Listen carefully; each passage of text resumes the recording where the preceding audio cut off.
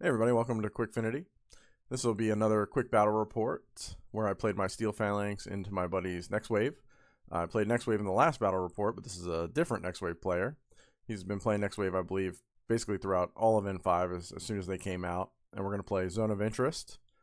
This is me just playing different factions, seeing kind of what I want to play for a big tournament that's coming up in October, a 2-day Infinity event at Bazooka Games in Westminster, Maryland. The buddy that I'm playing now actually is running the event. We're very excited for it. We're hoping to get a ton of players out there and have a really great time. The store is gigantic. The tables are awesome. Plenty of space for a lot of players. So let's get into my Steel Phalanx list here. We're going to get rid of that, and pull up the list. Perfect. Look at that. So I started, as you can see, with the classic Phoenix, Stamorous, and Myrmidon Officer fire team. I just took the Myrmidon Officer as my lieutenant, no chain of command in this. Sometimes I'll take his chain of command profile and have Agamemnon as my lieutenant, things like that. But this fire team is going to be pretty safe. The Myrmidon Officer is super hard to kill with his Mim 6 and his NWI. So I feel like just running him, you don't really need the chain of command. But it's nice to have that link if you're running Agamemnon. Might as well throw him in there. Phoenix is such an awesome gunfighter. And you can't beat Thamistra's hacking because she gets the Trinity and Cybermask as well, along with Cybermines and Mind Layer to protect the fire team from any shenanigans your opponent might have. I took Ajax. He's part of the fire team as well, though he immediately leaves it in this game. Ajax is just a beat stick. You can ram him down at your opponent. If your opponent has any hacking defense, though, he kind of is not worth his 39 points. So he might be something that comes out of the list. He's super fun to play with, though. The Smoke and Fizz 16 is really fun to play with. And if he gets up in a melee with something, he is crushing it with his hammer. And then I took an Ecodromos hacker to come down. Since we're playing Zone of Interest, really fun to drop him down in the zone later in the game. And he's not a terrible hacker. He's whip 13, but he can come down, and he's really good. With a chain rifle +1 burst, and he's really good in close combat. Then I took the Skyla FTO with the little bot with the flamethrower, and he's a repeater. She's a hacker with Trinity SR -2 with pitchers. Again, Thamistra's has pitchers too, and I do have a missile bot in this list. So Steel Phalanx can really do some network projection. I have a really good missile bot list with this little package. I'm debating if the bot, this is the cheapest way to do it, but like the Maki with MSV and the K1 combi I like a lot to duo with her. You can duo her with some other things. So it's a nice little extra fire team to throw on the list. Then you can see I took a Flash Pulse bot, Missile bot, and just a Paramedic. I just had points left over. So Paramedic just chilling. That could probably be something else if I spent a little more time on this list. And then my group 2 is the Dactyl and K2 duo, which I take in every Steel Phalanx list. The Dactyl is so useful in so many different situations with Force Reconstitution. She has an adhesive rifle launcher. Usually I take the 19-point version that doesn't have that. But she has Dogged, which is awesome if you're trying to complete missions. And the K2 with Mine Dispenser, either you can do the Cyber Mines or the Paramines. I did the Paramines here. He's a Flash Pulse. He can throw out mines. It's just so order efficient to do things like that with your second group. You see I have another Flash Pulse bot. And the Agema Marksman, which with a +1 special dice with this most recent update, is in all my Steel Phalanx lists. He's awesome. Your opponents are going to know what it is if they play Steel Phalanx at all, that you just have 2 Mim 3 camo markers in your deployment zone. But he's so good, and you'll see in this game he had a chance to kill Achilles, and just, sometimes it'll work out, sometimes it won't. What got cut off there was a Zayden total reaction bot with a Thunderbolt. So let's pull up the game now, and we can go through that.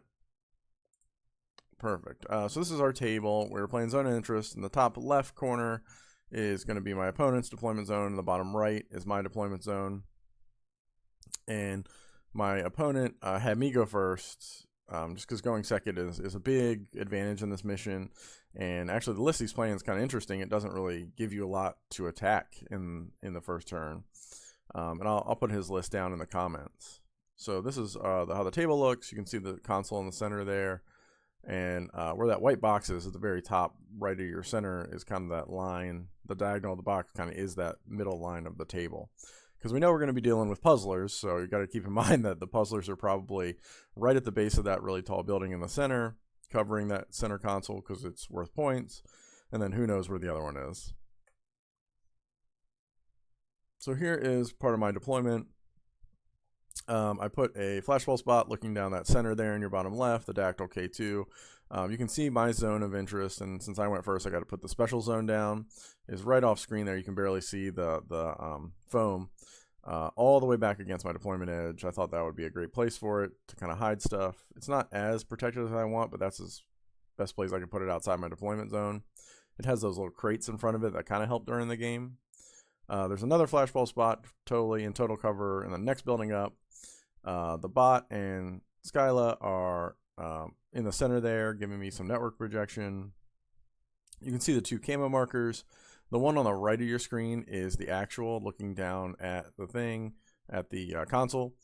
And then the one on the left is my decoy looking at a big part of the table, hoping to deter some movement from Achilles. On the right, my missile bot's hidden behind a building over there, and up on that building up top is the Phoenix fire team with the mine protecting them. You can see at the very top right of your screen is like a walkway, and that walkway goes all the way back to the very back right corner of the table and looks down. And there's places and things back there behind those buildings for my opponent to hide behind, but Phoenix looks like he can go all the way in that corner and look down and shoot at some things, which is awesome. So that's why they're deployed up there. This is my opponent's deployment. He has his Tech-Drac in. He has a Nicodron prone. He has Drakios there is what that is proxying for in the center of the picture, or the bottom center, I guess. The only thing he really has standing is this flashball spot you can see at the very top right of your screen. So I feel confident moving around the table other than right on that console because I know there's a puzzler there. But this is something Next Wave can kind of do, is null deploy like this and just have the puzzlers out there. If they're not taking Tusser in their list, which my opponent did not. He has Achilles behind the boxes there. You can see the prone token. You can't see Achilles himself. The top right of your screen, very, very edge. Achilles is behind there. And I'm just not going to get to him this turn. He's really dug in well and protected by the things. So in my first turn, I do come across, kill the flashball spot with Phoenix, come across the little walkway there and start shooting. And I managed to make the Tech-Drac in go prone, didn't kill it as I walked across. And then I shot a Harbinger, Killer Hacker, put it to unconscious. And then I tried to do a couple shots with Achilles. It wasn't great range. It was my bad range, but I was on like 4s. But I figured Phoenix, Achilles also was on terrible dice, and I thought I could maybe get lucky. It just didn't end in anything. So this fire team ended all prone up in this building pretty safe. And then I moved my K2 and my Dactyl over onto the special zone prone. And put some mines, or no, I actually failed putting mines. I actually rolled over the mines on everything, so no mines went down around the special zone, unfortunately. So my opponent responds to this with Phoenix. He kind of just ignores Phoenix at this point, and moving Achilles up to the midpoint of the table. You can see there on the left. He knows he has to deal with Phoenix, or Phoenix is going to roll up next turn and just blast most of his army now that they've moved out, or at least they'll have the opportunity to. And you can barely see it's fuzzy up at the top. I threw a repeater down, so if the Tech-Drac moves, things move, I can start to hack things, which is awesome. But spoilers, the hacking for the Steel Phalanx in this game was terrible. I'll kind of talk through Achilles' run here and all the opportunities I had to hack him. This turn, Achilles went up. He started shooting things. As he passed the box there on the top left, you can see, that Agima could see that spot and took a shot. I think I was 2 dice on 13s. I think Achilles was on 12s. And the Gema just gets blasted off the table, unfortunately. But I feel like it was a good play still, because like that was my chance to hit Achilles with a missile launcher and potentially take him out of the game and stop my opponent dead in his tracks. That camo marker there by the console, because I did not boop the console, because I know there's a puzzler there. Like if I move something up, it's getting templated. Is a Contrabandolero, I think I said that right, who goes up, boops the button for my opponent, and my opponent at the end of turn 1 goes up 1-0, because he actually manages to blast off he got an angle on, with Achilles, the flashball spot that's on the special zone, and puts the template down, and it gets the K2, and the the dactyl. The K2 is just off the special zone, and knocks the dactyl unconscious. So my opponent goes up 1-0 into round 1. And then my round 2 started 2 because I went first. This is an example of the dice rolls of how my hacking went. I throw a pitcher down on the other side of the building with Skyla and try to hack Achilles to brick him. I must have used like 6 orders from my pool, and then I kind of moved on from it. I would hack him, or he would crit and not get hacked, or he would pass all his saves for Oblivion. I didn't even get Oblivion through this turn on Achilles. This was my last attempt at trying to Oblivion on him. He rolled a 20 first. I was like, that's awesome. I just need 14s on 2 dice, 114, to see if he can take a save. And I rolled 2 17s. And at this point, I kind of decided, like, okay, I need to do something else with this. I don't know if this was the right call. Maybe I should just kept trying to hack Achilles and done nothing on my turn, and use some group 2 orders to maybe just put something in the special zone. But it just felt like it wasn't happening. So I stood Phoenix up and he killed a couple more things in my opponent's back lines. But then, so Phoenix gets a little greedy, and tries to go for a shot on Achilles, because my other orders went pretty well. I killed a couple things in my opponent's back line. But then my opponent reveals this puzzler, second puzzler, which I was not tracking that this is where this puzzler would be at all. A great play by him, knowing that this building kind of was a weak spot that overlooked his deployment zone. And just through sheer dumb luck, Phoenix didn't go on the other side of this box on turn 1, or he would have got this earlier. He went around that back way, and then I came up forward because that's the only way I could see Achilles. So he isolates Phoenix. Achilles gets a dodge and dodges out of line of sight of Phoenix, and it is pretty bad from here. This fire team's pretty much done. I mean, Thamaris, she can hack, but like the officer's not going to do anything.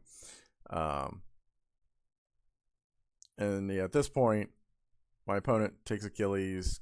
The Contrabandolero is still alive. And in this turn, Ajax and Achilles gunfight each other. And Ajax takes 2 wounds, but manages to, fail his guts or choose to fail his guts and go prone and get out of line of sight.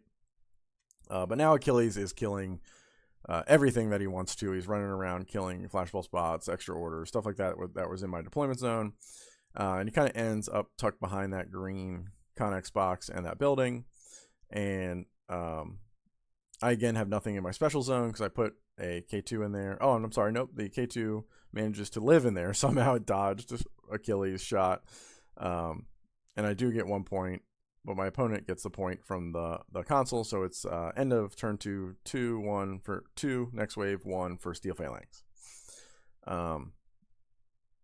This is kind of how the game ends, though. Everything is dead in my special zones. I hack Achilles, but again, I only manage to get Oblivion off on him, and then I tried to Carbonite him, and he crit out of the Oblivion on his reset. So that felt real bad. So he just had full rain on the bottom of his turn 3. I brought the Ectrodromos down to just have a body on my zone. The K2's on the zone there, and this is the my turn 3, but this all dies. Achilles comes in and just goes through it like a hot knife through butter. I feel like I had my chances. My opponent even mentioned, hey, you did a good job of putting the roadblocks up, the things you need to do to stop Achilles. Just none of them worked, basically. And I feel like if even like a little bit of the hacking worked on Achilles, I would have had more orders to spend on going down that side with Phoenix and just mopping up things. But them's the breaks in some Infinity games. It's just not going to work out, and you got to play to your outs and see how you can do. My opponent ends up winning 8-1 just because then he gets things on all the zones. But I feel like the game was closer than that score reflects. I had a really good time playing this game. I'm learning a lot with Steel Phalanx. So we'll see what I play next. If you guys are liking the descriptions of these battle reports, they're kind of just talking through the games. I'm going to record some other videos talking through what faction I choose and learning the faction and kind of videos around how to learn a faction in Infinity, which I think is super helpful for new players because it can be very, very daunting, I guess, starting the game and then pulling up the list builder. My buddy's now a recent new player, and he's playing vanilla Ariadna. He's like, what the heck are all these things? What are fire teams? How do I start this faction? And he's taking that journey, so I kind of want to talk about that in my next video. So thanks for watching. Definitely subscribe to the channel. Give us a like if you like the videos. We really appreciate it. And I'll, as time goes on, I'll develop these, make them a little more sophisticated as I learn more about the content creation. So see you next time.